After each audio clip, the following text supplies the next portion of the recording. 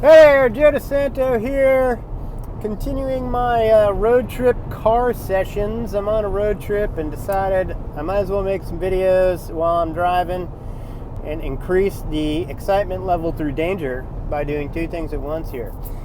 Anyway, I want to answer this question about, if you're young and want to get a handle on quote-unquote your personal finances, where do you start? And that's a good question, a great question, actually. And, well, I know this is a shameless plug, but you could start with my course.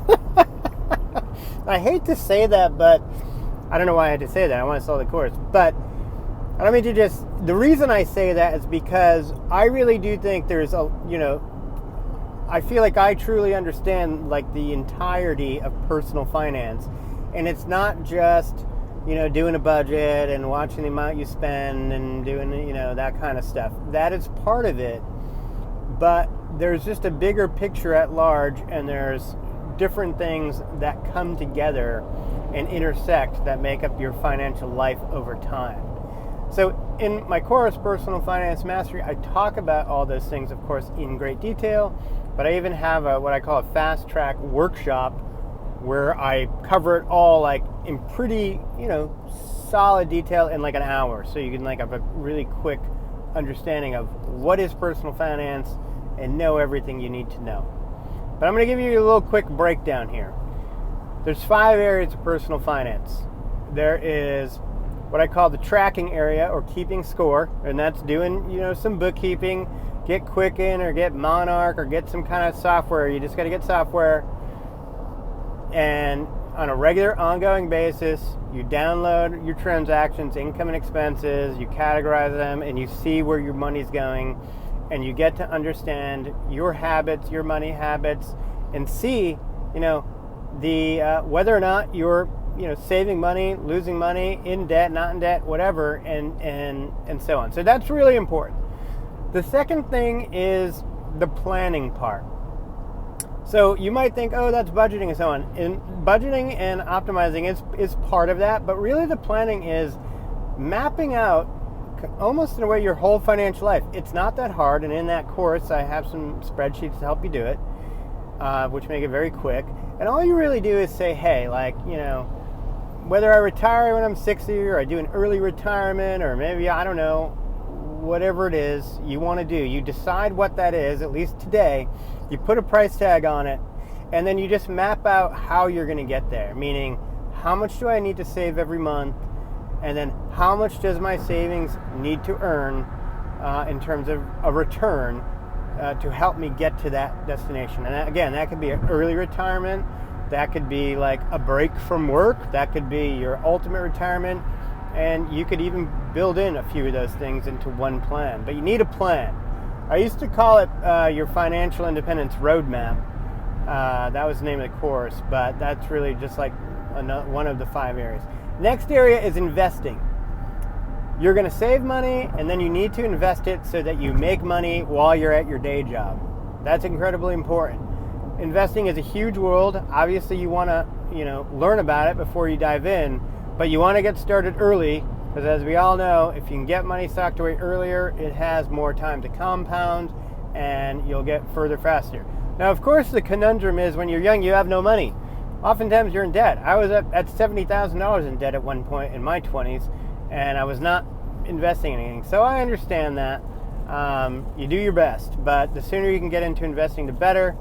And when you make that plan, you can say, hey, if I made 10% return a year, where would I be, if I were investing this much at this time, so and so and so on. Next thing is earning. You have to be aggressive and be aggressive and focused on increasing your income on a regular basis. You can't just get a job and wait for raises to come. Like, if you're not speaking up and asking for your raises, you're going to get the minimum. So whether you're at your job or not, you want to be asking for raises. Of course, you want to do great work, so you deserve those raises. You want to make diagonal moves, maybe move jobs, to allow yourself to get bigger increases in pay. Possibly be entrepreneurial and do a business, whatever it may be. and of course in the course I go into more detail in these particular areas. You have to be proactive about increasing your income at all times, throughout your life. And then finally, the last of the 5 areas or steps in my personal finance system is retention. So you need to retain as much of the money that you make as possible.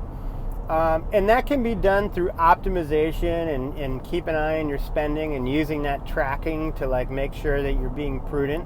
And I don't care how much money you make, you can always be a little bit more prudent and save a little bit more money easily. We waste a lot of money in life. But the other main area in which you're going to be getting a lot of savings or retention is through tax planning and being tax efficient and doing things in life that will benefit you from a tax perspective. For an example, and easy ones are your 401k and participating in that. Buying a home.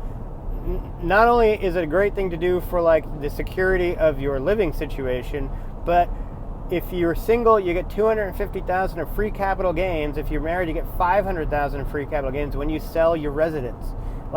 It's a huge tax boon.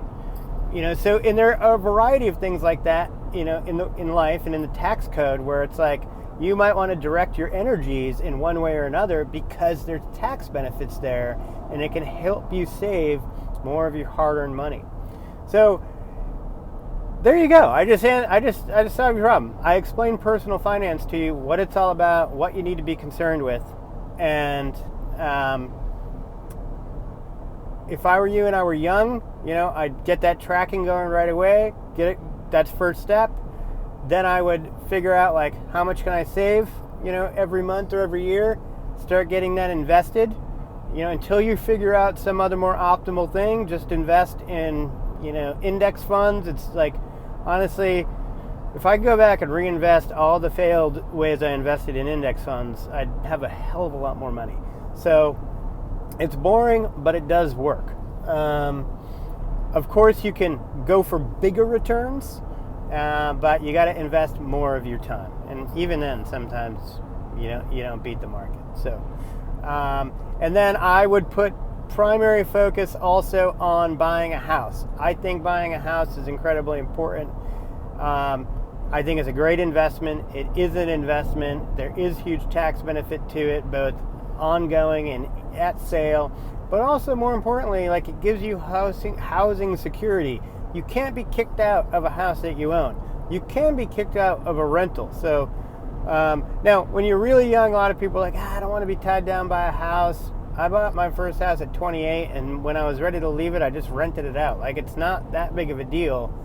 This is your long-term life planning, and I think owning a house and having real estate as a portion of your portfolio is a good way to go in general. There's tax benefits. It's relatively secure, versus the rate of return. And probably last step is once you get all these other things going, you start, thinking about the retention thing and, how do you keep more of the money you're earning. So anyway, I hope that was helpful. It's a good overview. If you want the detailed information, go check out the course. It's definitely worth the money and will set you up with the knowledge you need to be successful in life, at least in the finance department. All right, I'll talk to you later.